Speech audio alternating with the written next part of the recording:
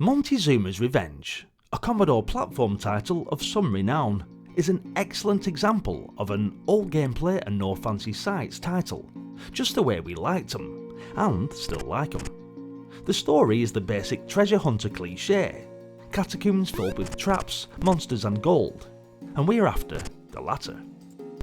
Who cares whether or not the gold once belonged to the Aztec chieftain Montezuma II, who was stoned to death by his own people? This isn't history, this is gaming, and the only concession Montezuma's Revenge has to the Aztec theme is that our character, clad in red and wearing a yellow hat, looks vaguely Mexican. The manual identifies him as Panama Joe, a fearless treasure hunter. The simple story can be easily excused, not only because platform games don't need a good story to be worth playing, but because Montezuma's Revenge is one of the pioneers in the genre. Just like you can't blame the first RPG that had you kill a dragon for having a cliched story, you can't hold the treasure hunting theme against one of the first video games to implement it. I'll take it over a round yellow guy eating dots any day. Every room takes up one screen, with exits to other rooms lying at the edges of the screen. The catacombs span 9 by 9 rooms, and we start on the top row. The objective is to find a way to the middle room of the bottom row, where lies the entrance to a massive treasure vault. On the way there, we encounter the usual platform fare: ladders, ropes, disappearing platforms, laser beams, and enemies in the form of rolling skulls, ladder climbing spiders, and stationary but equally deadly snakes. There are also items to collect, various colour coded keys to open doors with, swords to beat enemies with, torches to light the area, that kind of thing. Up to 5 items can be carried, and if your hands are full, you won't be picking up any new ones or even collecting any gold. As might be expected, the catacombs are quite a maze when you play the game for the first time, and you'll need some time figuring out how to get down. This is a major part of the beauty of this game. If we compare to other platform titles of the same era, Pitfall in particular comes to mind, Montezuma's Revenge requires much more thinking. Run into locked door in room A, continue down another path, find matching key in room B, but we jumped off a platform that's out of our reach now, so how do we get back to room A? In some areas, you are constantly juggling keys to make sure you don't fill up your inventory, and getting a torch to light up the game's dark areas can be tricky as well. In later levels, the torch is usually hidden in dark areas. That doesn't mean it's all thinking and no reflexes. Montezuma's Revenge will test those as well.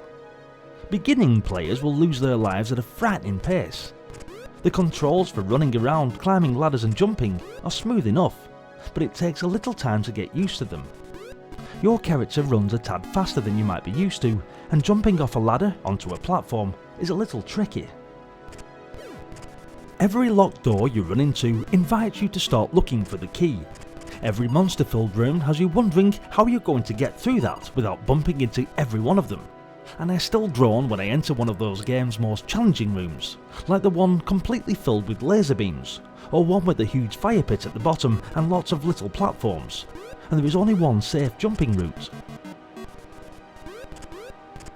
Getting through a hazard like that is very satisfying, and sure to bring a grin to your face.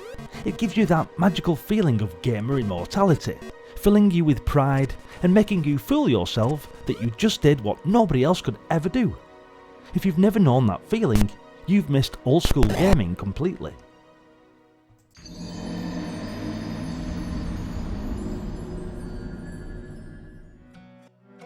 As the level increases, more rooms become dark, enemies become more numerous, and eventually, touching an enemy kills only you, not both of you, which turns certain rooms into real nightmares. But in addition to this, there are subtle changes to the layout of the catacombs every time. A wall disappears here, a door appears there. The main route you used the last 3 levels closes up, but a new one, with harder rooms, of course, appears instead. The catacombs are about as large as memory constraints allow. Montezuma's Revenge chose the right approach here. In the first level, there is one route to the vault. In the second level, that route is closed up, but a completely different one is open. From the third level on, both routes are open, but due to the subtle level changes that occur all the time, you'll never be able to get from the start to the end in exactly the same way twice.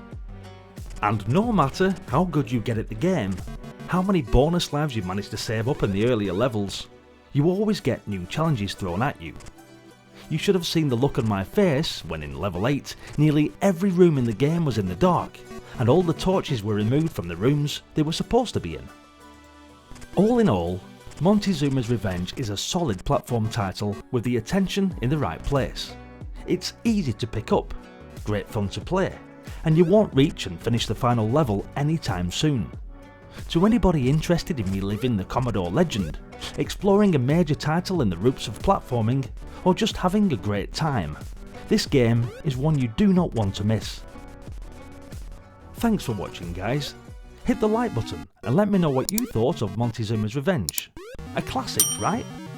If you're enjoying the nostalgia and games just like this, then don't forget to subscribe to the channel, as we explore more and more games from the library of the fantastic Commodore 64 and also the Commodore Amiga. With plenty more on the channel playlist and more coming daily, it would be great for you to join me and see how many nostalgic memories we can unlock. Hopefully, I'll see you all in the next one. Until then, bye for now.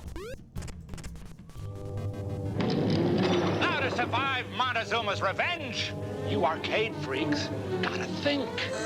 And you computer nuts, you gotta react.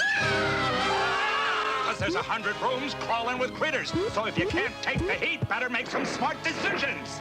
Now you done it. Where's my torch? Up! No, no, no, no! You're flunking out. Try the room! No! Let's start over. There's 100 rooms crawling with critters.